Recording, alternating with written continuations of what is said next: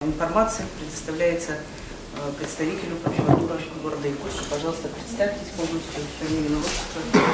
Здравствуйте. Я являюсь помощником прокурора города Якутска. Прокуратура города Якутска проводится проект Чевайн Алексей Викторович. Прокуратура города Якутска по вашему обращению, по обращениям представителей коллектива больницы проводится проверка соблюдения трудового законодательства, законодательства лицензирования медицинской деятельности. По результатам проверки выявлены нарушения, на данный момент уже можно сказать, приняты меры прокурорского реагирования. Директору центра внесено представление, которое находится на рассмотрении сейчас. Кроме того, приняты меры административного характера. В отношении юридического лица, а также должностного директора возбуждены дела об административных правонарушениях. Дела об административных правонарушениях возбуждены в связи с нарушением трудового законодательства, в том числе касающихся оплаты труда работников, а также законодательство о лицензировании отдельных видов деятельности, в данном случае медицинской деятельности, потому что выявлены факты осуществления деятельности с нарушением обязательных требований. По этому факту, соответственно, тоже возбуждено дело об административном правонарушении, которое направлено на рассмотрение в суд. Соответственно, после рассмотрения будут приняты меры характера административного, назначено наказание. Кроме того, также прокуратура города директору центра объявлено предостережение о недопустимости нарушения закона, касающееся возможного нарушения трудовых прав коллектива. По итогам 2018 года необходимости исполнения указов президента, майских указов президента по определенному уровню заработной платы, доведения ее до показателей средней заработной платы по субъекту, то есть по республике Саха-Якутия, а также для врачей это 200% от зарплаты средней по субъекту. Соответственно, данный комплекс мер прокурорского реагирования уже принято, проверка в настоящее время продолжается. По результатам ее возможно, будут приняты еще какие-то меры, но на данной стадии пока говорить преждевременно об этом. Алексей Викторович, мы с вами провели сейчас осмотр помещения, да, в вашем присутствии. Скажите, пожалуйста, что вы сейчас увидели и что планируете проверить? Мы осмотрели строящиеся реконструируемые помещения под лабораторией. Соответственно, в данном случае документы запросим у руководства учреждения, которые либо разрешают, либо уведомляют ли они об этом реконструировании, соответствует ли их деятельность заключенному договору безвозмездного пользования, могут ли они в рамках данного договора производить соответствующие работы, но если могут, то, соответственно, соблюдена ли процедура реконструкции помещений, проведения соответствующих ремонтов. Соответственно, документы будут запрошены, если они имеются, будут проанализированы и приняты меры, если есть нарушения. Хорошо. Надежда, мы как поступим? Всех, наверное, послушаем, потом наверное, всех выслушаем, а потом вопрос. Ладно? Согласны? Хорошо. Петрович, пожалуйста. Добрый день еще раз, уважаемые коллеги. По вашему обращению мы тоже оперативно созвали совет президиума Якутского научного центра СОРАН. Были все директора, члены Российской академии наук. И вопрос мы обсудили очень ответственно. Создали комиссию во главе профессора, доктора исторических наук, научным руководителем Института гуманитарных исследований и проблем малочисленных народов, профессора Алексеева Анатолия Николаевича. И было вынесено 3 конкретных пункта. Первый, он основной, говорит о том, что руководитель, директор ЯНЦ КМП должна приостановить вот такие несоответствующие изменения до согласования со всеми инстанциями. Во-первых, самое главное, с коллективом. Реакции не было. Директор не согласилась, не приняла это, и проходили дальнейшие решения с ее стороны. И пришлось обратиться уже в территориальное управление Сибирского отделения Министерства науки и высшего образования. И приехал сам руководитель территориального управления Алексей Арсентьевич Колович и руководитель кадрового управления Марина Марковна Морозова. Но, правда, командировка была очень такая кратковременная, полдня только было на выяснение вот, ситуации. Но после вот того, как он пообщался с вами, с директорами институтов Якутского научного центра, был разговор уже со мной, с Анной Николаевной, и Алексей Арсентьевич прямо сказал, это вина директора. Директор не может допустить до такой ситуации.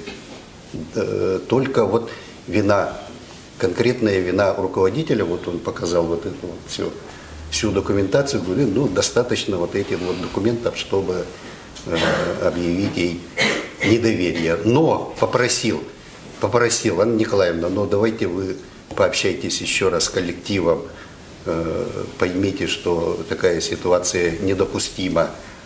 Ну, вроде бы Анна Николаевна согласилась, но на завтра опять вот все начинается. Я это опять Алексею Арсентьевичу на прошлой неделе опять доложил.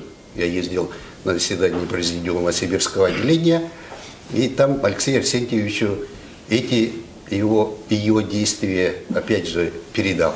Но Алексей Арсентьевич тоже не понял, мы же, говорит, вроде договорились, что надо по-другому действовать.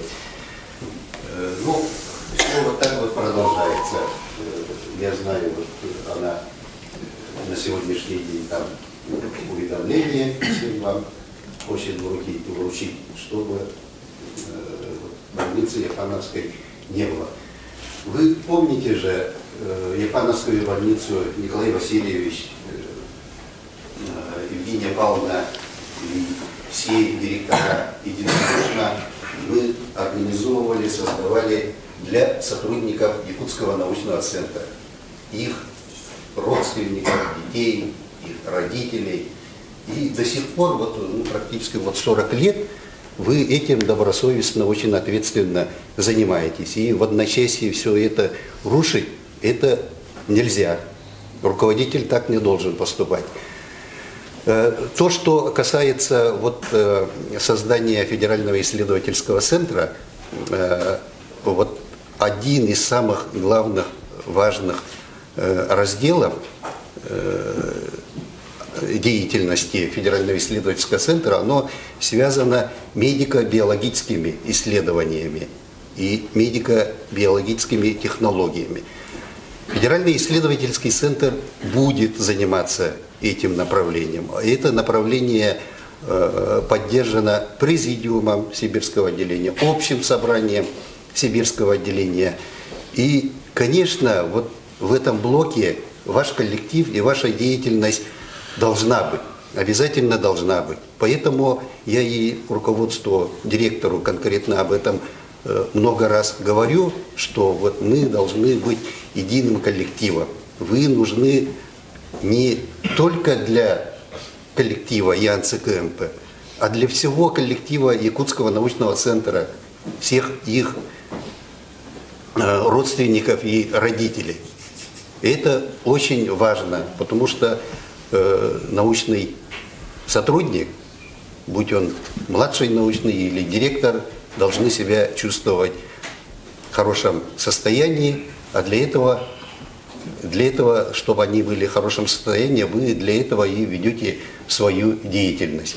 Поэтому вот деятельность ФИЦа все равно будет утверждена, но я могу сказать, что это вот уже первая декада, половина месяца января будет создан Федеральный исследовательский центр, уже другая структура будет, и в этой структуре мы обязательно видим вот медико-биологическое направление и вашу больницу. У меня все. Тогда можете, Михаил Петрович, к информации дополнить, когда вы ожидаете издания приказа Министерства науки и высшего образования Российской Федерации? Так, ну, буквально вчера мы обсудили уже последнюю редакцию устава Федерального исследовательского центра. Ну, некоторые дополнения предложили и директора, и члены уставной комиссии Якутского научного центра. Вчера мы данный устав отправили и ждем оперативно утверждения устава. И после этого начинается процесс ликвидации юрлиц института. Ну, думаем, уже все согласовано,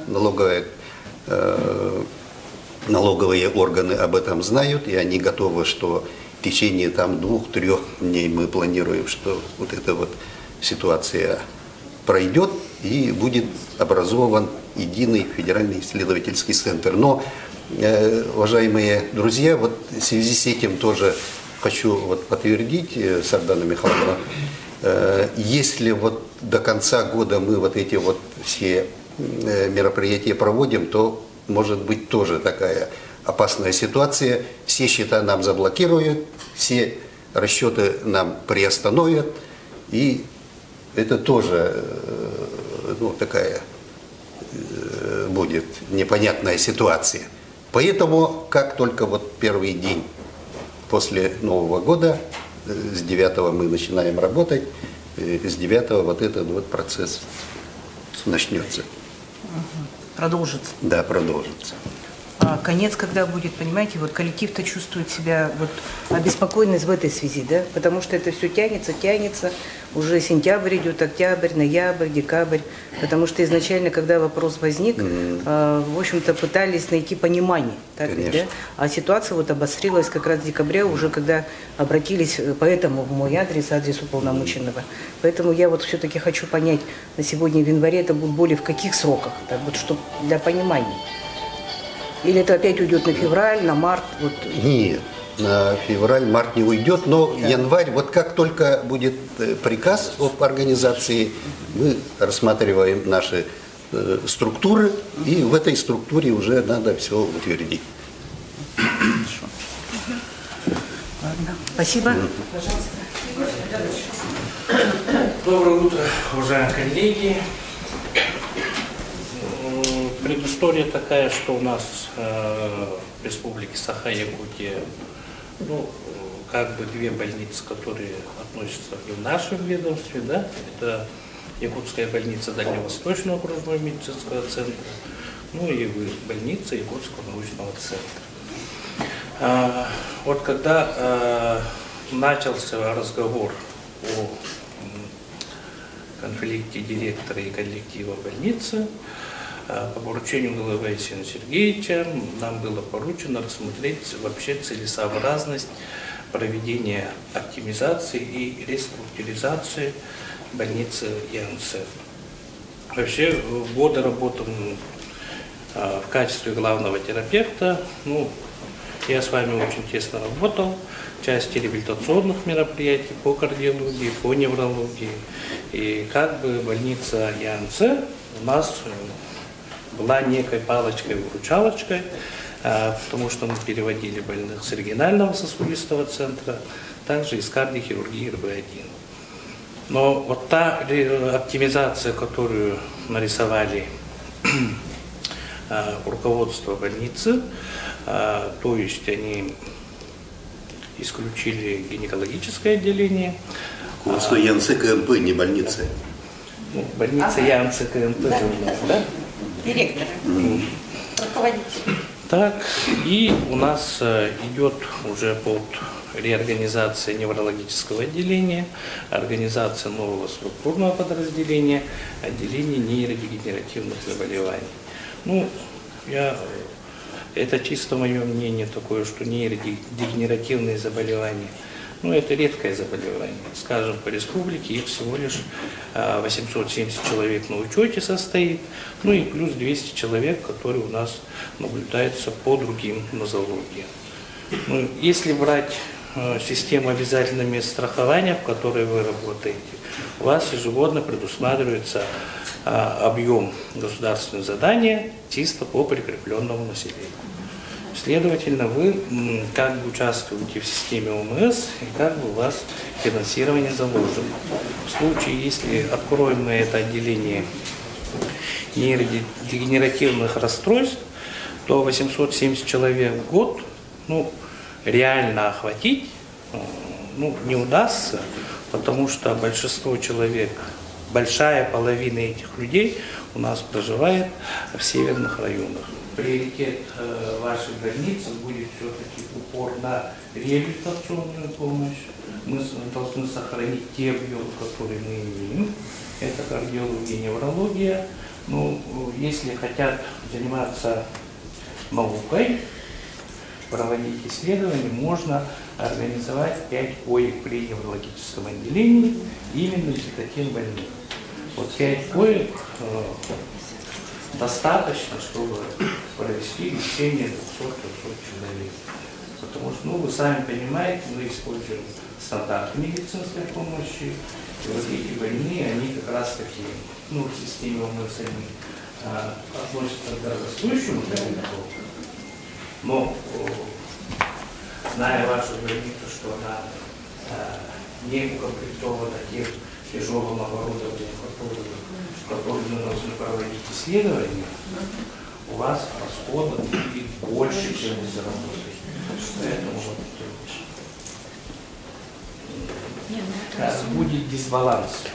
Вы заработаете, ну, скажем, 1 000 000 за одного больного, отдадите из них часть по договору в другую больницу, ну, скажем, 200 000, за ним придет эксперт страховой медицинской организации, снимет всю сумму и еще наложит штраф сверх тарифа. Следовательно, заработаете 1 000 000, а штраф выплатите где-то 1 200 000. Поэтому, ну, к этим вещам надо подходить очень осторожно, надо держать те наработанные пути, которые вы сохраните. Мне очень нравится ваша кардиология, ваша неврология. Ну, сами понимаете, что у нас второй и третий этап реабилитации в республике только-только вот зарождается, да, и мы дальнейшее ваше направление видим в реабилитации больных. Все-таки науку можно делать и на тех отделениях, которые сейчас существуют. Сейчас же встает вопрос, почему возникает инфаркт миокарда. Все-таки сосудистая катастрофа, но сейчас большинство ученых, академиков, в том числе пульмонологов, склоняются к тому, что это недолеченная пневмония. Ну вот это первый ракурс, да? По неврологии там сколько науки можно сделать. Поэтому, ну, можно делать науку и не ломая структуру больницы. Поэтому вопросов там много.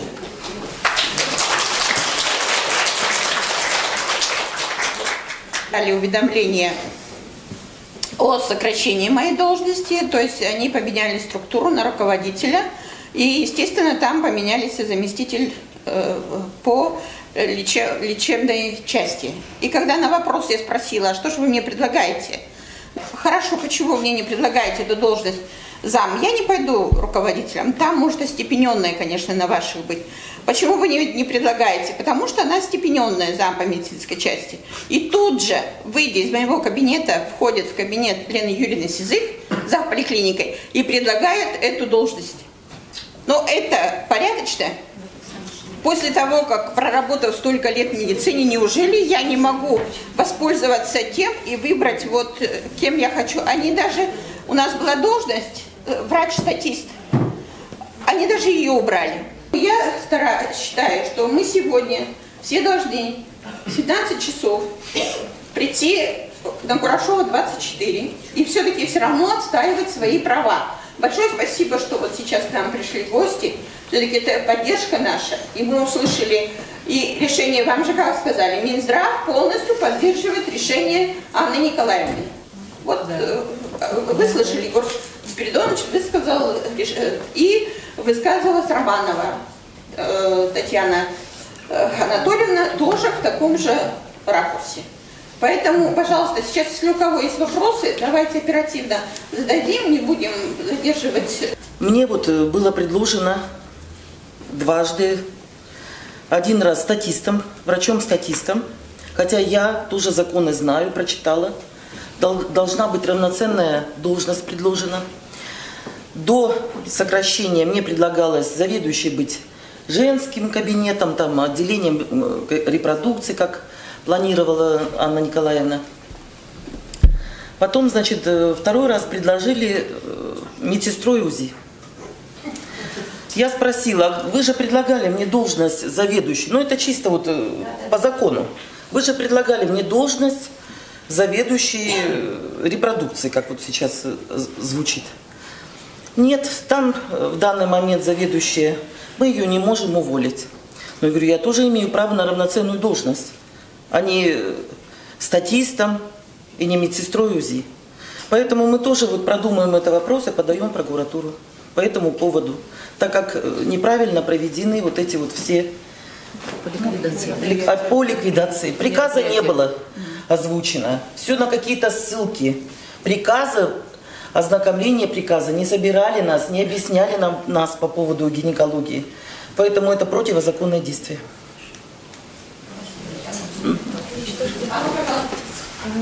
Стародворская Елена Дмитриевна, участковый терапевт. Я бы хотела сказать, конечно, у нас важное отделение и кардиологическое, и гинекологическое, и терапевтическое. Но как же не поддерживать первичное звено? Если в структуре той, что Анна Николаевна предложила, даже нет нас терапевтов. У нас 10 тысяч населения. У меня участок первый. В общем, на моем участке 150 докторов наук, членов их семьи, 400 кандидатов наук, и также их родителей. И мы к ним ездим на дом, по первому зову кладем их в стационар. Мы занимаемся диспансеризацией, мы выполняем все приказы Министерства здравоохранения. Я считаю, что нельзя сократить наши участки, если мы обслуживаем население, как без нас-то. Как выявлять онкологию, как выявлять, это не только же стационар должен, это должно быть сделано первичным звеном. Елена Дмитриевна, вас оставили 4 человека. Ну, а нас 6, а вас 6, да. На 10 тысяч 4 человека. Ну, пока нам не сказали, что оставили. Это вот все слухи, то там, и мы все это слышим, и как-то не очень понятно. Вот я об этом хотела сказать. Спасибо. Знаете, я еще, можно добавлю, просто как-то волновалась. И после того, как мне сказали, что там заведующая женской консультации, тут же звонят, да, подтвердите, Екатерина Валерьевна, который врач без категории, я высшей категории, предлагается заведующий отделение репродукции. Тут же, вы представляете, моему врачу, акушеру-гинекологу. Вот я еще не добавила. Еще, пожалуйста, ну, вот понятно, да, вот, Ульяна Алексеевна, давайте. Здравствуйте. Ну вот, возможно, Ульяна Алексеевна Готовцева, процедурная медсестра с высшей категории отличное здравоохранение. Да? У меня, например, вот молодое отделение. У меня девочки работают все молодые. Медсестры очень хорошие, высококвалифицированные. Хотя они все у меня молоденькие. Вот. Когда у нас произошла вот эта реорганизация, когда мы, как вот Коломиш сказал, вы сами избрали Анну Николаевну, в декабре нас всех опять собрали, Михаил Иннокентьевич сказали все, и будем избирать директора. Вот, мы все законопослушные люди, конечно, мы пошли, она нам красивое кино показывала, улыбалась. И выбирать там было не из кого. У нас перед нами стояла задача или сельскохозяйственных наук выбрать, или медицинских наук выбрать. Но, конечно, мы за медицину, естественно, мы медики. Вот таким образом она стала у нас директором. И как только она стала директором, у нас начались какие-то непонятные движения в больнице. Мы, как простые работники, среднее звено, очень были озабочены, конечно, не ихними глобальными планами, а именно заработной платой.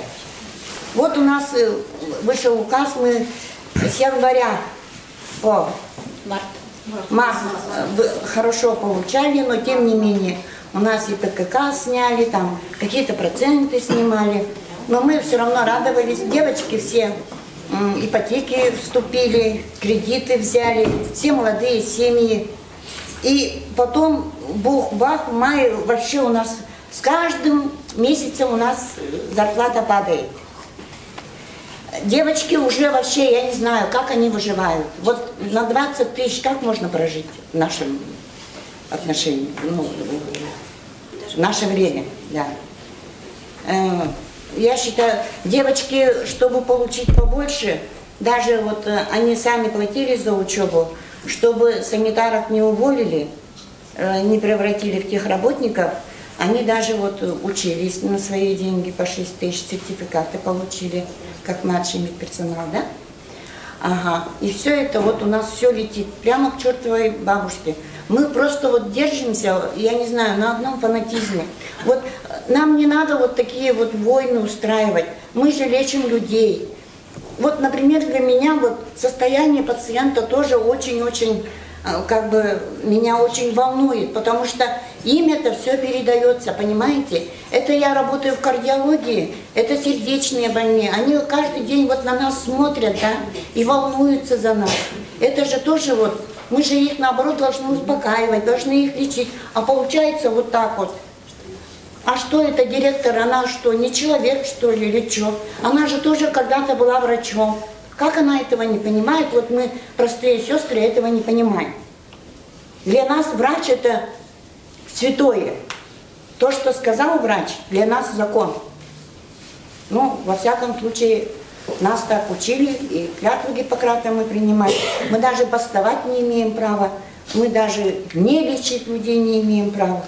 Они-то тут при чем? Вот такой обстановке мы заканчиваем год. И мы очень хотим, чтобы вот это закончилось и как-то уже решился вопрос наконец-то. Потому что в подвешенном состоянии приходить на работу, мы раньше приходили прямо с душой, а теперь даже не знаю, с какой стороны к нам подойдут. Каждый день какие-то бумаги суют, какие-то анкеты суют. Ну это, я считаю, что это вообще некрасиво. Больные лежат под капельницами, они с бумагами бегают. Но это же не... Даже по Санпину это не положено. Это капельница, это своего рода операция, это стерильность, это асептика, это антисептика, понимаете?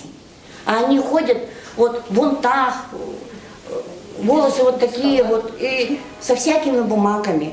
Но для меня, вот как для квалифицированного работника медицины, это я считаю кощунством. Я делаю тут же внутривенные секции со стерильным лотком, и они вот так вот бегают. Ну это что такое? Я считаю, что это неуважение вообще. И вообще они имеют право на это или нет? Нарушать вот Санпин. Спасибо. Спасибо.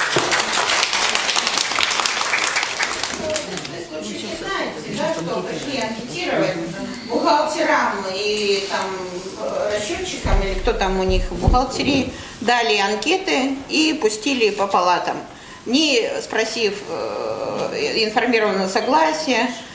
Заведомо поставленные вопросы были такие: ходит ли к вам заведующий, смотрит ли вас лечащий врач, приходит ли, делает обходы главный врач. Ну вот целенаправленно вот такое, не спросив, не поставив меня в известность. У нас есть ответственный, у нас есть приказ, с которым мы работаем по анкетам, за который ответственный есть товарищ. Вообще все вот так вот. И еще хочу сказать, что у нас с сентября месяца уволилось 10 врачей. Все врачи с высшей практической категории. Просто из-за того, что нету заработной платы и не вот эта неопределенность, что дальше будет. Ушли неврологи, ушел эндокринолог, ушел терапевт, узисты ушли. Поэтому вот ситуация очень сложная. Врачи ПИД, кардиологи, так что вот ситуация очень тяжелая. Я хочу попросить Алексея Викторовича, вот сейчас представители, значит, выступили по вопросам трудового законодательства, да? Так ведь? Поэтому, пожалуйста, вот Татьяна Владимировна, в частности, упомянула о нарушениях. Пожалуйста, прокомментируйте. Вопросы сокращения, сейчас данные доводы проверяются, да, они уже ранее высказались коллективом в своих обращениях. Соответственно, соответствующие уведомления о сокращении, иные документы запрошены у директора центра. Соответственно, будет проверяться, да, соблюдение процедуры, возможность сокращения, ну и, естественно, преимущественное право остаться у отдельных категорий работников на занимаемых должностях, о чем вы как раз и говорили. В первую очередь, ну и у нас в трудовом законодательстве установлено, есть статья 179 Трудового кодекса, которая преимущественное право предоставляет определенным категориям лиц, в том числе, которые в первую очередь оценивается их квалификация, опыт работы, ну и иные критерии. Соответственно, все это будет оценено, дана оценка, после чего будет принято решение. В части снижения заработной платы? В части снижения заработной платы, как вначале я уже сказал, проверка проведена по этому поводу, выявлены нарушения, внесено представление, возбуждены дела об административном правонарушении. По части 6 статьи 5.27 Кодекса об административных нарушениях Российской Федерации. А можно пояснить? Вы так говорите, я что-то не знаю, часть 6, вы скажите, в связи с имели место быть в сентябре и октябре 2018 года исключения выплаты стимулирующего характера, которые были полностью исключены. Назначены, проведена оценка эффективности деятельности работников, соответственно, по определенной шкале и установленному порядку, да, выставлены баллы за качество работы. Соответственно, при этом не выплачена стимулирующая часть заработной платы за них. В связи с этим были возбуждены дела об административных нарушениях по выше ранее указанным статьям. Кроме того, факт порядка выплаты заработной платы, ее недоведение до определенных размеров, которые указаны майскими указами президента, были отражены в представлении, которое также внесено директору центра, которое сейчас находится на рассмотрении. И вы контролируете. Скажите сроки рассмотрения представлений. В течение месяца рассмотрения они должны принять конкретные меры к устранению выявленных нарушений, о чем сообщить в прокуратуру города Якутска. То есть хочу сказать, Алексей Викторович, когда ваше представление рассмотрят, мы, очевидно, еще не последняя наша с вами встреча, это уже тоже не первая встреча. Поэтому мы еще придем и будем информировать коллектив, каким образом рассмотрено ваше представление, какие меры приняты, какое решение вынес суд. Правильно? Вы часть материала, по-моему, суд направили. Это административные материалы. Да, административные материалы, но это тоже очень серьезная ответственность административная. Поэтому эта информация, конечно, с первых уст проверяющего прокурора также будет до вас доведена. Поэтому заверяем, что это тоже не наша с вами последняя встреча. А этот срок когда будет? В течение месяца с какого? С момента поступления вчера вручили представление, соответственно, месяц вчерашнего дня. В январе, в конце января. Хорошо. Егор Спиридонович. Вот по участковым терапевтам. Да, пожалуйста. Ну, уважаемые терапевты, у нас есть свой порядок. Врач-терапевт участковый. Приказ 984-Н. Его еще никто не отменял. Он принят в далеком 2012 году. Вот покажите вашему руководству этот приказ, где конкретно написано, что на одного врача-терапевта приходится 1700 прикрепленного населения. Максимальное количество людей, которые прикрепляются на одного врача-терапевта участкового, это должно быть выше на 15%, следовательно, 1950 человек. Максимальное количество, которое может обслужить один врач. Поэтому вот если у вас 10 тысяч прикрепленного населения, но это вы округлили в сторону увеличения, у вас население, насколько я знаю, немного меньше 9. Ну, даже если так, то грубо поделить на 2000, да, ну, это 4,5 где-то так. И потом первичная медико-санитарная помощь, она сейчас находится в приоритете, потому что вот те новые направления, которые есть и в национальных проектах, и были в модернизации здравоохранения, и в государственной программе развития здравоохранения Российской Федерации, первичной медико-санитарной помощи отведено вообще отдельный блок, где мы должны усилить работу первичного звена, те же скрининговые исследования не только на онкологические заболевания, но и на выявление эндокринных патологий, онкология и те же хронические неинфекционные заболевания, они все легли на плечи наших хрупких врачей-терапевтов участковых. Поэтому, ну, флаг вам в руки, вот этот приказ, он регламентирует все. Поэтому смело его распечатывайте и ложите на стол руководству.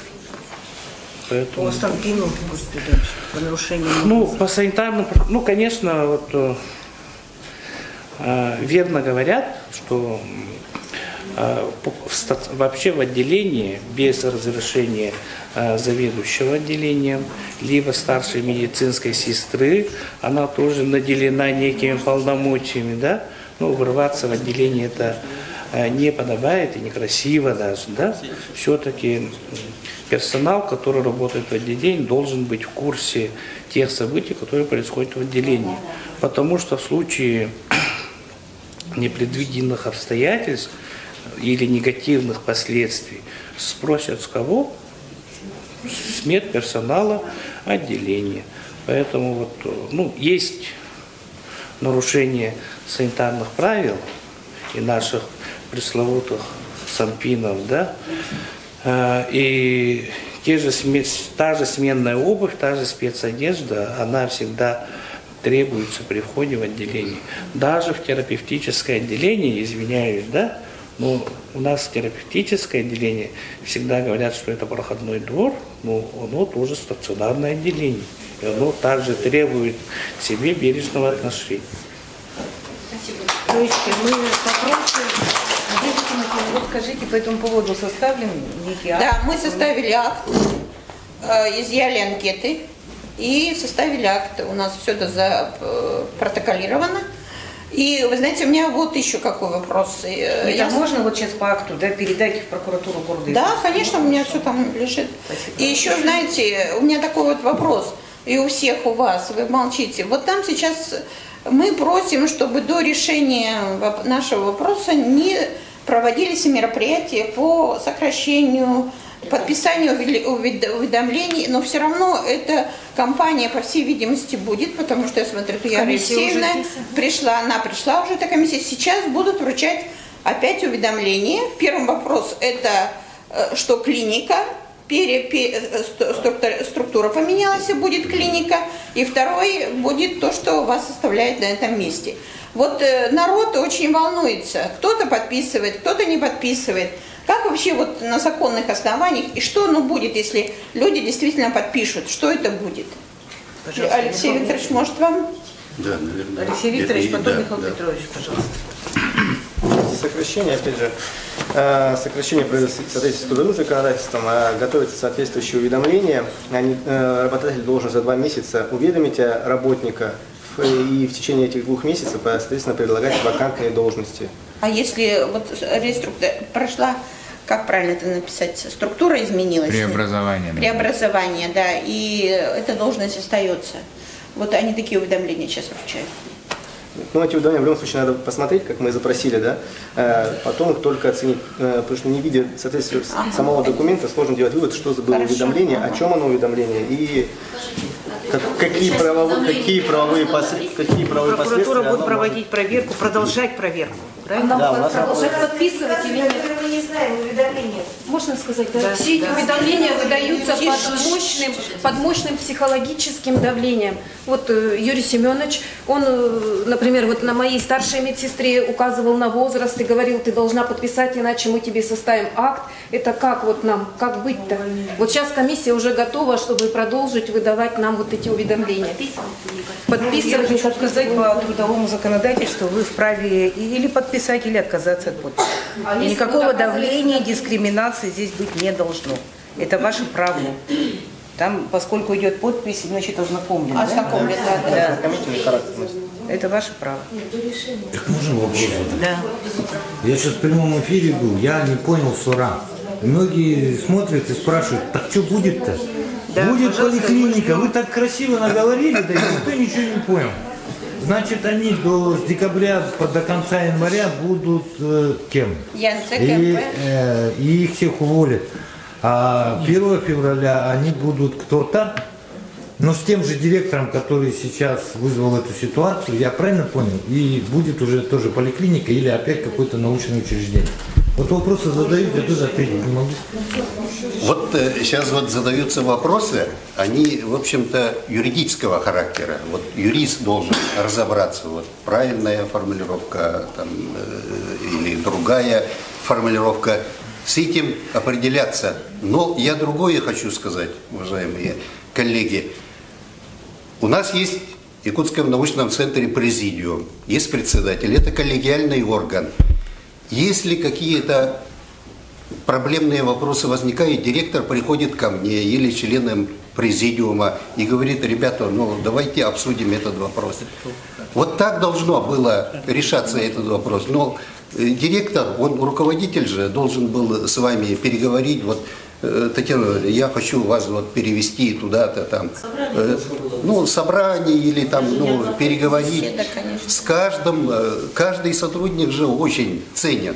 Вот у нас, во всяком случае, вот в президиуме Якутского научного центра, Якутском научном центре, вот такая вот система уже давно правильно работает. Руководитель должен обязательно принять мнение и решение коллектива, а не так вот там раздали и потом комиссия там просит там подписать или не подписать. По ФИЦу, я еще раз говорю, это тоже юридическая операция, можно сказать. Мы должны сейчас вот утвердить наш устав. У вас есть у ФИЦа устав, а вы все его получили, это первое, второе? Вот вы только что сказали. Сейчас я вам объясню.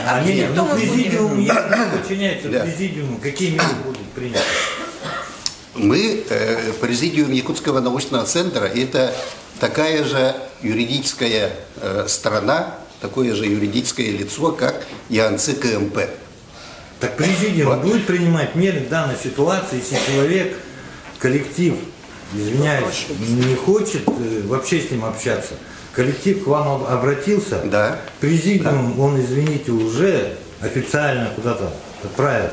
Ситуация уже налицо, а вы нам рассказываете о том, что какие мы должны быть хорошие. Я сейчас прошу для прямого эфира конкретику. Если директор в данный момент вы заявили о том, что он поступает неправильно, какие меры будут принимать данному директору? Потому что как-то странно получается. Пришел на всех, наорал, накричал, выдавать, не выдавать, а вы говорите о том, что президиум обязан, и что, видимо, ему не обязан. Конкретно вы ответьте, как должен тогда будет реагировать сейчас президиум на данное поведение данного директора. Ситуация вызвана у нас учредитель один – Министерство науки и высшего образования Российской Федерации. У них такие же права, как у Михаила Петровича. Нет, я просто... Да. Поэтому я еще раз говорю, президиум – это коллегиальный орган. Мы вот все вместе собираемся, у меня круглый стол, и мы там все проблемные вопросы решаем за круглым столом, все вместе. Я Анне Николаевне сколько раз говорил: Анна Николаевна, вопрос с коллективом больницы – это очень серьезный вопрос. Конкретно вот про Надежду Тимофеевну я говорил. Она работает 40 лет. Она очень грамотный и ответственный руководитель. У меня контингент тоже очень ранимый. Вот Никита Гаврилович мне 6 утра звонит. У меня 190, что делать? Я сразу Надежде Тимофеевне. Надежда Тимофеевна, надо Никиту Гавриловича принять. Хоть 6 утра, 5 утра она реагирует.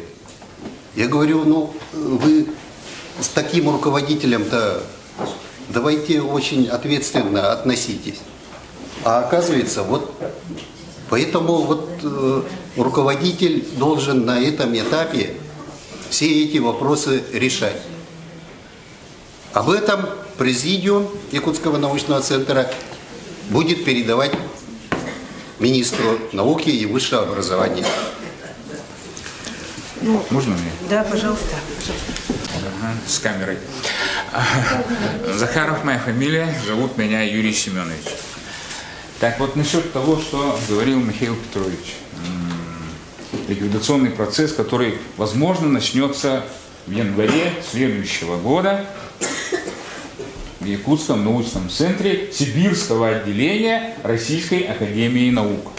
Это совершенно другое, скажем, учреждение, это нас не касается.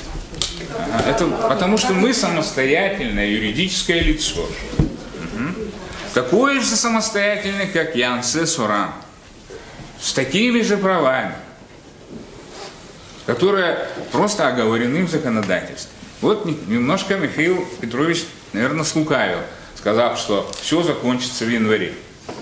По законодательству, когда идет ликвидационный процесс, он занимает 6 месяцев. 6 месяцев. Это я имею в виду для Фица. Вот когда сначала Он начался Суран, Юрий Семенович, он начался мая. вот начнется он у вас, когда вы представите устав, проект устава, потом вы раздадите уведомление о том, что у вас происходит ликвидация тем, которые находятся в вашей структуре. И только после этого все у вас образуется. 6 месяцев примерно. Не меньше, не больше. Это я, к слову, к тому, что офицы.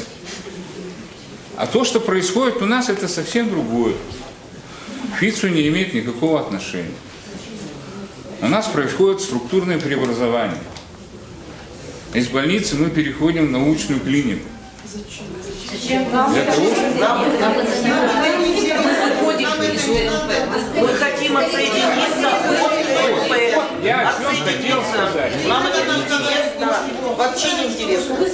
Вот как раз об этом Мы я изъявили хотел вам волю отсоединиться, и вот недоверие главному генеральному директору. Все. Нам это не интересно. Мы сейчас свои права. Вы свои права качаете, давя на нас.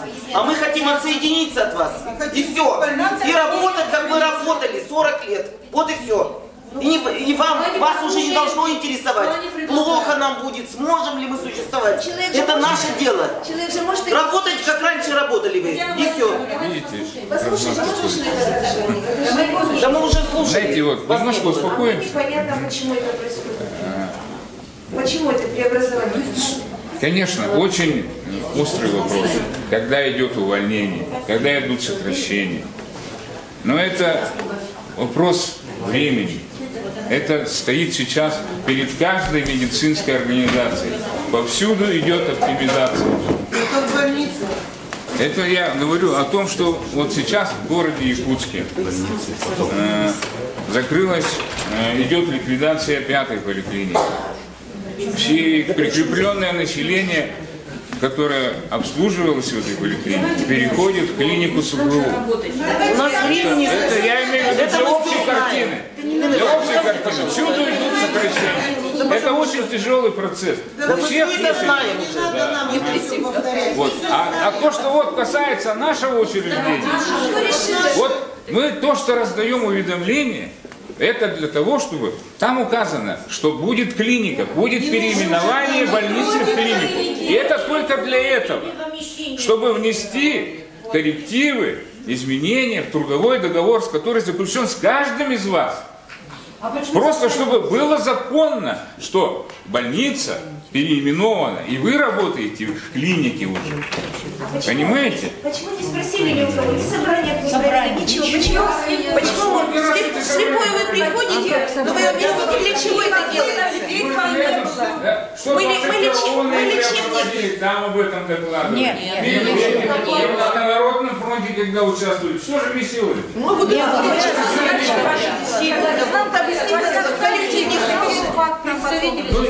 Вот, тем не менее, я хочу... Потому что у нас времени нет, пациенты.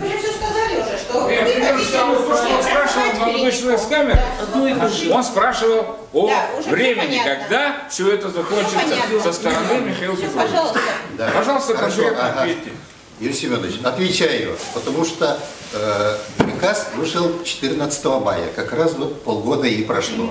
Вот ответ. Уведомления мы уже передавали, сотрудники получили. Так что, сведения у вас нет. Да, я говорил насчет налоговых органов, там тоже все ждут вот наших последних решений. Так что полгода прошло. Да, полгода прошло, я про это. Вы помните, на заседании президиума Якутского научного центра Анне Николаевне я задал конкретный вопрос. Она конкретно ответила. Я спросил: Анна Николаевна, вы вот на последнем заседании ученого совета ЯНЦКМП решили выделить из состава ЯНЦКМП больницу. Да, это запротоколировано. Это протоколом. Я спросил: такое решение есть? Она сказала: да, есть. И что вы хотите, вот решение и мнением больницы игнорировать? и решением ученого совета.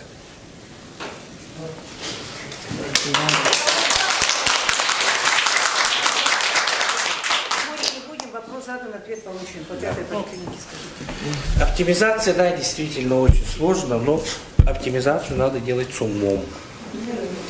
Сейчас Юрий Семенович озвучил про 5-ю поликлинику, что он ликвидируется. Это неверное толкование. Сейчас мы рассматриваем вопрос вообще о реорганизации 5-й поликлиники. Следовательно, клиника мединститута, университета и студент вообще имеет, вы знаете, что граждане у нас имеют право прикрепиться к любой медицинской организации. Поэтому клиника мединститута, она прикрепили студенты клиники мединститута, следовательно, у 5-й поликлиники осталось где-то 5000 человек. Поэтому мы сейчас рассматриваем вопрос присоединения 5-й поликлиники к Центру медицинской профилактики. И у нас сейчас стоит вопрос о создании регионального центра первичной медико-санитарной помощи. Поэтому тот вопрос сокращения увольнения не стоит. Просто это будет автоматическое присоединение. И когда мы делаем оптимизацию, когда руководитель делает оптимизацию у себя или реструктуризацию, всегда необходимо помнить, что у нас есть свои нормативно-правовые документы. Это первая номенклатура специальностей медицинской организации, потому что встанет вопрос, когда будете выходить на пенсию, а в какой должности вы работали до этого, и была ли эта должность включена в номенклатуру специальностей в системе здравоохранения. Я вот смотрю кардиоревматология была давным-давно. Сейчас у нас либо ревматология, либо кардиология. Поэтому тут тоже надо подходить очень осторожно. Когда смотрим штатное расписание больницы, мы должны изучить все порядок организации оказания медицинской помощи по всем специальностям, где у нас конкретно приведены рекомендуемые штатное расписание. Штатное расписание приведено с условием численности населения. Поэтому тут тоже конкретно все прописано. Также прописан перечень медицинского оборудования. По поликлинической службе 1000-й приказ, его еще не отменили, но он еще действует. Поэтому, прежде чем что-то делать, необходимо все-таки поднять всю нормативную базу. Потому что, зависит судьба человека и зависит работа больницы. Потому что вот тот механизм, который работал до этого, вы берите один элемент, и этот механизм он застряет.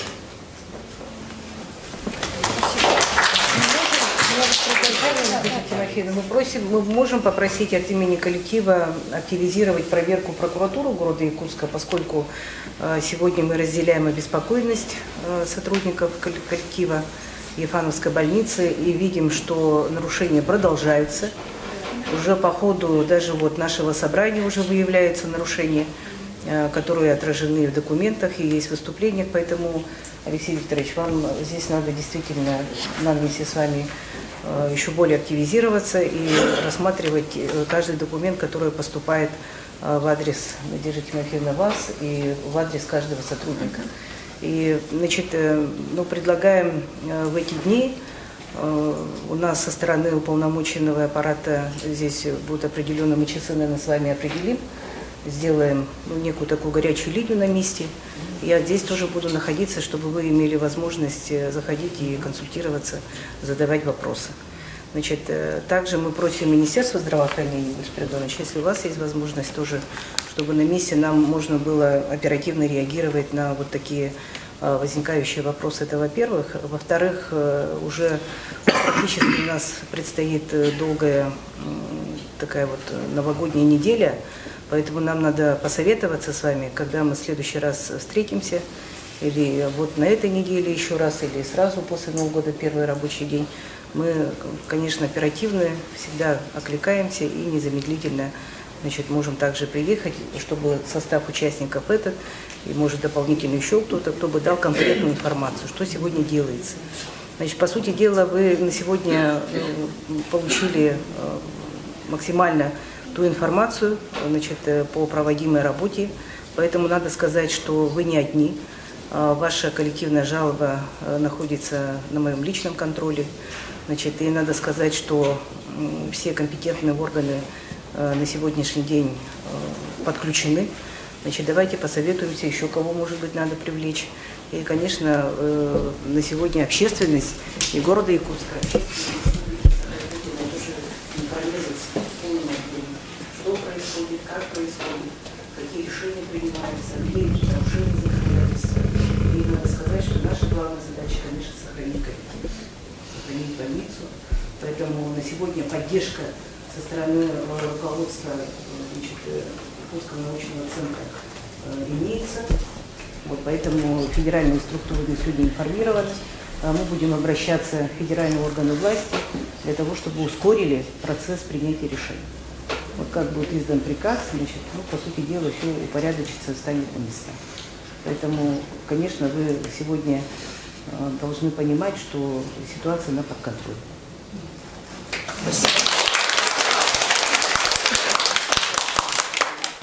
У нас же в четверг было собрание, вы помните, да, с Народным фронтом.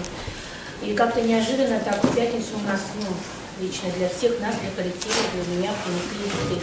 А не надо было уведомить заранее или как-то сказать на собрании, или как-то, потому что кто-то подписал, мы же вообще не поняли. Я, допустим, так и не разобралась, подписывать, не подписывать, как-то вот неожиданно и заранее как-то рассказать, что это, как, а где приказ, на каком основании. Вот я хотела бы знать, потому что сейчас я знаю, что тоже вроде бы приехали из КМП. Сейчас. Эти уведомления, которые вы получаете, даются с целью для того, чтобы вы знали, что должность ваша не сокращается, должность ваша остается, она не меняется, трудовая функция не изменится. Только меняется трудовой договор, в трудовом договоре наименование структурного подразделения, в котором вы трудитесь. Это только вот на это ссылка. Если же в этом случае, вы продолжаете работать, то и с вами заключается этот договор. Надо гибче быть. Больше ничего там нет. Это касается только, что изменится? Изменится место работы, название больницы, все, а должность сохранится. Вот вы говорите, что у вас меняется название, да, в организации. Не организации, структурного подразделения нашей организации. Да. А вот это вот изменение структуры, да, подразумевает ли сокращение штатных единиц? Оно не подразумевает сокращение. Если в этих новых условиях кто-то не захочет работать, ему будет предложена вакантная должность. А по поводу меня, вы же меня сокращаете? Вы же меня сокращаете? Мы сокращаем не вас, а должность. А вы мне ничего не предлагаете? Это законодатель не установил конкретно, когда можно предлагать. Вплоть до последнего дня мы будем вам предлагать все, что можно.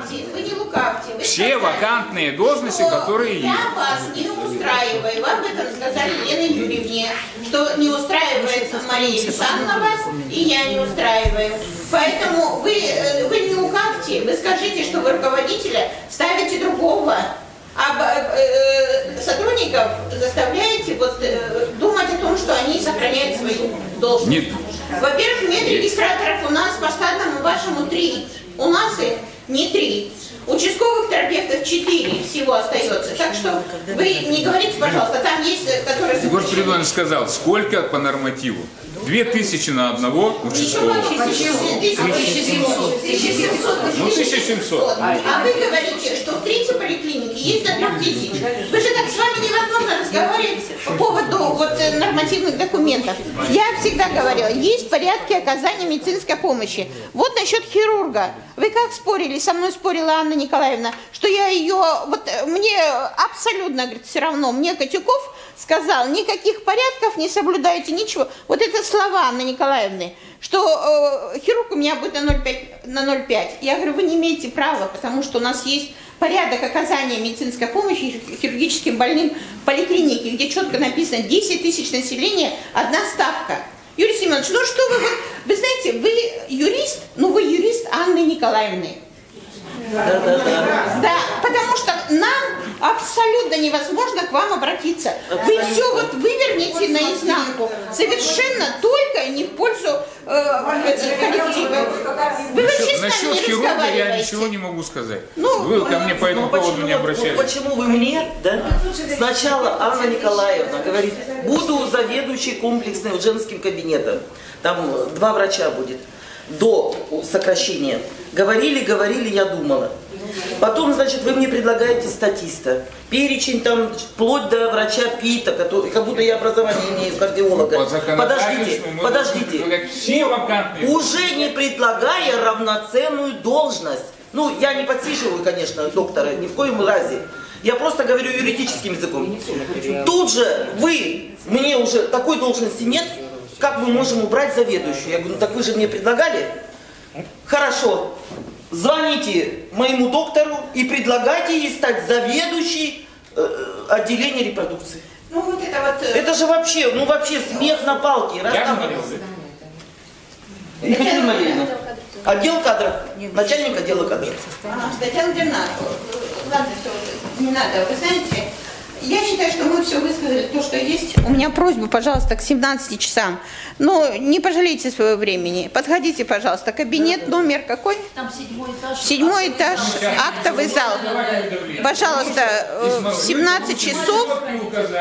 О продолжении Давайте нашей идем работы работать. по преобразованию больницы в научную клинику. Это четко сказано нашим работодателям и нашим учредителям.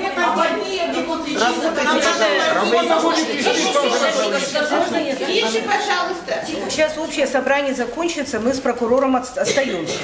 Вот все эти документы, которые вы дали, сейчас будет у нас личный прием индивидуально по каждому случаю. Поэтому Москва что сказала, какие документы, это все сейчас мы будем проверять. Поэтому, пожалуйста, я прошу Надежду Тимофеевну выделить нам кабинет, значит, и мы будем сейчас работать. Поэтому я сказала, что горячая линия будет организовываться на месте. Я как уполномоченная по правам человека с вами.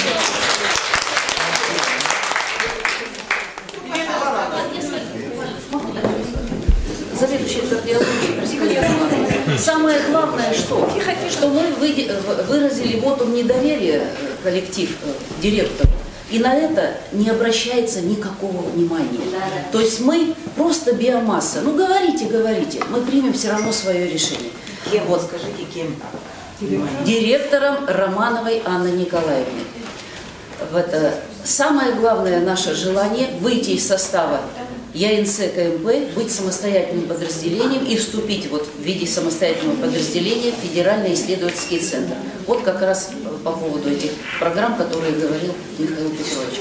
Вот это основное наше желание. Мы устали от оскорблений, мы устали от сравнивания нас с дерьмом ниже плинтуса. Вот так разговаривает с нами руководитель.